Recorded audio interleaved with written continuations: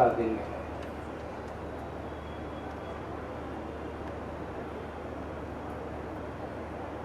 जन्म कल्याणक महामहोत्सव आप सबको कुछ कहता है।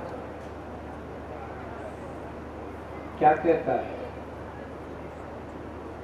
कि हे आत्मन, तेरा भी जन्म हुआ है और एक उनका भी जन्म हुआ है। तुम भी एक वही आत्मा है और एक वही एक आत्मा थे।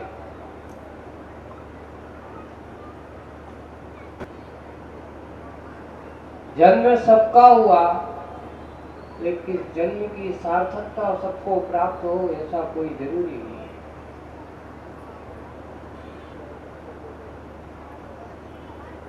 वही भगवान है जिनका आज हम जन्म कल्याणक महामहोत्सव मना करके उत्सव का रूप बनाया जा रहा है। और वही एक आप भी हो, आपका भी जन्म होगा तो लोग 2, 4, 6, 8, 10 लोग आके आपको हैप्पी बर्थडे कह देंगे, जन्मोत्सव की बधाई दे देंगे, है ना। लेकिन कभी सोचा, कभी विचार किया, कभी चिंतन का विषय बनाया कि हे भगवान, जैसे आपने अपना जन्म को सार्थक किया, मेरा वो दिन कब आएगा, मेरी पावन घड़ी कब आएगी, मेरा वो पावन दिवस कब आएगा, वो पावन क्षण कब प्राप्त होगा कि मेरा भी ये जन्म सार्थक हो जाए। मेरे जन्मदिन तो बहुत मनाए, लेकिन जन्म कल्याण का आज तक नहीं मनाया गया। पूछा गया, बताओ इस जीवात्मा ने कितने जन्म लिए होंगे, और अगर ये जन्म मेरा सार्थक नहीं हुआ तो कितने जन्म और लेने पड़ेंगे, पता नहीं। लेकिन हमारे आगम सिद्धांत में लिखा है, भगवान की वाणी में कहा गया है कि कोई भव्य आत्मा अपने इस मनुष्य पर्याय को पाकर के इस मनुष्य पर्याय को सार्थक करना चाहता है तो सार्थक करने का यही है कि वो अपनी इस मनुष्य पर्याय को धन कमा करके सार्थक नहीं हुआ करता, पैसे धन संपत्ति जोड़ करके सार्थक नहीं हुआ करता। यहाँ तक कि ये लिखा है, भरत चक्रवर्ती कहता है कि मुझे चक्र रत्न मिला, ये मेरे पुण्य कर्म का ही फल था। 6 खंड का अधिपति बना, ये मेरे पुण्य कर्म का अधिपति था, लेकिन ये मेरी श्रेष्ठता नहीं है, ये मेरी सबसे बड़ी उपलब्धि नहीं है। चक्रवर्ती बनना कोई बड़ी बात नहीं है। सबसे बड़ी बात अगर कुछ है तो एक ही बात है कि अपने आप को आत्मोपलब्धि के मार्ग पर अपने आप को समझ लेना, अपने आप के स्वरूप को प्राप्त कर लेना। वह चक्रवर्ती भी 6 खंड के अधिपति को त्याग करते हैं। भरत चक्रवर्ती जाकर के, नहीं, अब मुझे 6 खंड का अधिपति नहीं बनना, मुझे तो अब आत्मा का पति बनना है, स्वामी बनना है, जग के स्वामी नहीं, 6 खंड का स्वामी नहीं, मुझे तो 3 लोक का स्वामी बनना है। ऐसा प्राप्त करने के लिए चक्रवर्ती के उस पद को त्याग करते हैं, छोड़ देते हैं। और एक बात और है, ये चक्रवर्ती पद ऐसा नहीं है कि जैसे आज के समय में लोग होता है ना कि जैसे कोई नेता है, कोई अध्यक्ष है या कोई भी है, बोले कि भैया मैं नहीं तो मेरी बेटी को अध्यक्ष बना दो, यहाँ ऐसा नहीं चलता। व्यक्ति के पुण्य से चक्रवर्ती का वैभव मिलता है। यहाँ परंपरा से कोई पुण्य का, कोई पदादि का नहीं मिला करता। चाहते तो भरत चक्रवर्ती अपने बेटे को अपना चक्रवर्ती का वैभव देते, वो चक्रवर्ती बन जाता, पर नहीं। जैसे ही वो मुनि दीक्षा लेते हैं, चक्र रत्न अपने आप विलीन को प्राप्त हो जाता है। क्योंकि जिसके पुण्य से चक्र रत्न प्राप्त होता है, वो अगर उपभोग करता है तो चक्र रत्न उसके पास होता है, 9 निधियां उसके पास ही है, 14 रत्न उसके पास होते हैं। जैसे ही चक्रवर्ती ने मुनि दीक्षा ली, चक्रवर्तित्व पद का त्याग करता, वहां चक्र रत्न स्वयं विलीन हो जाता है, 9 निधियां अपने आप विलीन हो जाती हैं, 14 रत्न अपने आप विलीन हो जाते हैं। उसके यहाँ बस एक सामान्य से मंडलेश्वर राजा का रूप उनके पास होता है, ये तो पक्का है। अब राजा के बेटे तो राजा तो रहेंगे ना। तो उस घड़ी को आप लोग भी सोचना कि सोचो, जब एक चक्रवर्ती के लिए चक्रवर्ती जैसा वैभव रास नहीं आया, तो मैं आज चक्रवर्ती तो नहीं। उसने अपनी मनुष्य पर्याय को सार्थक किया, धन्य किया। मनुष्य पर्याय को अगर सार्थक करना हो, इसे भोगों में मत लगाओ, भगवान की भक्ति पूजन में लगाओ और दुर्लभ भावनाओं का चिंतन करो। उसमें लिखा है, दुर्लभ है निगोज से थावर, अरुत्र गति पानी, नरकाया को सुरपति तर से, सो दुर्लभ प्राणी। आपको दुर्लभ पर्याय कि जिस पर्याय को सौधर्मेंद्र, आज नहीं कल परसों आपको दृश्य देखने को मिलेगा। वो ये कहता है कि हे मनुष्य, मुझे सिर्फ एक अंतर्मूर्त के लिए मनुष्य पर्याय दे दो। ये पर्याय किसी को भीख में नहीं मिलती। तुम कहो कि थोड़ी देर के लिए उधार में दे दो, उधारी में नहीं मिलती। सौधर्मेंद्र कहता है कि भाई देख, मैं इतना सारा सब कुछ कर रहा हूं और दीक्षा के समय पर मैं भगवान की पालकी ना उठाऊं, ऐसे कैसे हो सकता है? आप लोग आगे कैसे आ सकते हो? नहीं, वहां वो स्वर्ग का अधिपति उन मनुष्यों के सामने हाथ जोड़ के खड़ा हुआ है। आपको मालूम है, सौधर्म के बारे में लिखा है, सौधर्म इतना शक्तिशाली होता है।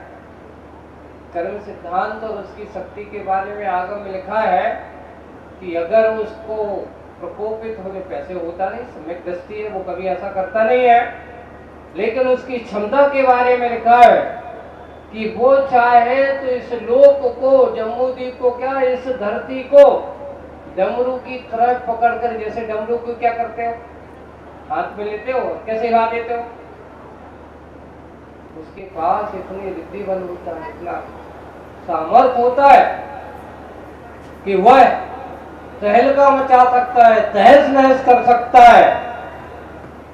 लेकिन वो कभी ऐसा करता नहीं। इतना सामर्थ्यवान होकर के, इतना शक्तिशाली होकर के, वो एक सामान्य सा शक्ति से जीने वाला एक मनुष्य के सामने खड़ा होता है कि भाई, इस समय मैं स्वर्ग का अधिपति भविष्य हूं, होकर के भी मैं आज तुझसे छोटा हूं। स्वर्ग का वैभव मेरे पास है, मेरी आज्ञा स्वर्ग में चलती है, आज्ञा ऐश्वर्य चलता है। लेकिन आज तुम्हारे सामने मैं बोला हूं, क्यों? क्योंकि ऐसे भगवान को, ऐसे महापुरुष के इस महाकल्याण के समय पर मैं अपने आप का इस दायित्व से पीछे हट रहा हूं। क्यों? उसमें महानता का लक्षण दिखाई देता है। वहां ये लिखा कि मनुष्य पर्याय सर्वश्रेष्ठ क्यों है। तो उन्होंने लिखा है कि जो व्रत संयम का पालन कर सके वही सही विशेषता है। मुनि बनकर के, आरिकाएं बनकर के अपने जीवन को धन्य कर सके वही मनुष्य पर्याय की सबसे बड़ी सार्थकता है। अगर मुनि नहीं बन पाए तो कम से कम अणुव्रती बन जाओ।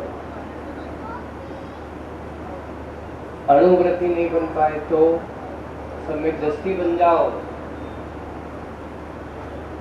महाराज, सम्यक दृष्टि तो हमारा पक्का सिद्धांत है, नहीं देखो ऐसा। और पहली बात, हम किसी को लेबल नहीं लगा सकते कि तुम सम्यक दृष्टि हो तो मिथ्या दृष्टि हो, है ना। हमें अपने परिणामों से, अपने अंदर की भक्ति से सम्यक दृष्टि का लक्षण, उसका स्वभाव, उसके अंदर क्या परिणाम होते हैं, कैसे भाव होते हैं, कैसी परिणतियां होती हैं, सम्यक दृष्टि हमेशा अपने आप में रहने वाला और हमेशा सबसे पहले अपने कार्य करने के पहले अपने देव, शास्त्र और गुरु को आगे रख कर के सारा कार्य करता है। कोई मंगल कार्य करेगा तो पहले अपने भगवान का स्मरण करके कार्य करता है। ये सम्यक दृष्टि का लक्ष्य है।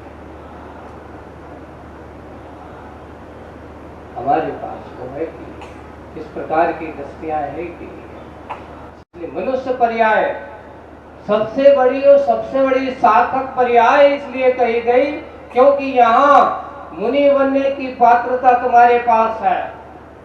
आरिकादि व्रतों को धारण करके भी आप एक भाव को बीच में धारण कर सकते हो, जैसे कि सीता के जीव ने किया। महिलाओं सुनो, उन्होंने भी स्त्री पर्याय को सार्थक किया। जाकर के उस स्त्री पर्याय से आरिका के व्रतों को स्वीकार करके महातप किया, तपस्या की, और तपस्या करने के बाद अंतिम समाधि मरण के साथ सीधा 16वें स्वर्ग में जाकर के इंद्र की पर्याय, पति इंद्र की पर्याय में आज वर्तमान में है, वहां से आए। यानी स्त्री पर्याय का छेद तो कर दिया। स्त्री पर्याय का छेदन हो जाने के कारण से देव पर्याय को प्राप्त हो गई। वहां से आकर के अब क्या बनेंगे, यहाँ मनुष्य बन करके मुनि बनेंगे, और मुनि बन करके ध्यान, और यहाँ तक कि एक आगम में पढ़ा है कि शायद रावण को भी ऐसा कहीं कहीं कहते हैं कि उसके पास भी ऐसी सामर्थ्यता थी, लेकिन वो समुद्र में जाकर के गणधर का रूप भी धारण करेंगी और करके उसी भाव से मोक्ष जाएंगे। बात है कितना पर्याय, यानी आप अपने आप की पर्याय को कम मत समझिए। हम चाहें तो इस पर्याय को सार्थक कर सकते हैं। आज भी आप 16 स्वर्ग जाने की सामर्थ्य रखते हो, ये मत कहो कि मेरा हीन शयनन है, लेकिन हीन शयनन से भी 16वें स्वर्ग तक जाने का सामर्थ्य होता है। आज 3 शयनन हमारे इस पंचम काल में है। इस पंचम काल में 3 हीन शयनन के साथ साथ 16वें स्वर्ग तक की रास्ता खुला हुआ है, चाहे मनुष्य हो चाहे स्त्री हो। बस अंतर इतना है कि व्रत संयम के बिना 16वें स्वर्ग का रास्ता खुलने वाला नहीं है। तुम कहो कि असंयम के वातावरण में रह करके बिना त्याग के आपको 16वें स्वर्ग की प्राप्ति हो जाए, नहीं होने वाली।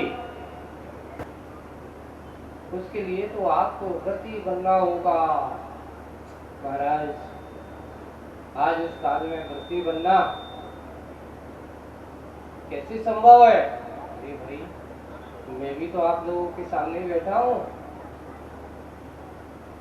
और भी हमारे ऐसे बहुत सारे श्रावक हैं जो अंदर की भावनाओं और एक और है जो कभी भी अपने अंदर की अगर सामर्थ्य नहीं हो, किसी प्रकार का हो, भावना तो बनाओ कि हे भगवान मुझे मुनि बनने की सामर्थ्यता देना, हे भगवान मेरे अंदर ऐसी शक्ति ऐसा सामर्थ्य दो कि मैं मुनि बनूं, आरिका बनूं, अपने जीवन को धन्य करूं। ये भावना अगर आप भाओगे तो हो सकता है इस भाव में ना बन पाओ तो अगला भाव तुम्हारा सार्थक हो जाए। अपने भाव को सार्थक कर लो। ये सतत अपने इस मनुष्य पर्याय की सार्थकता को समझो, इसको व्यर्थ में मत गमाइए। उस पंक्ति कहीं लिखा है, यह नरतन रतन अमोल इसे पानी में मत डालो, इसे पानी में मत डालो, क्योंकि एक बार अगर तुम्हारे हाथ से चला गया तो पुनः मिले कोई भरोसा नहीं। क्योंकि छेदालाकार ने लिखा है, जैसे सागर में फेंकी हुई मणि का मिलना बहुत कठिन है, बहुत दुर्लभ है, वैसे ही एक बार आपके हाथ में आई हुई है मनुष्य पर्याय, उत्तम कुल, उत्तम संगति, उत्तम देश आदि जो मिल गया है, ये पुनः मिलेगा कोई भरोसा नहीं।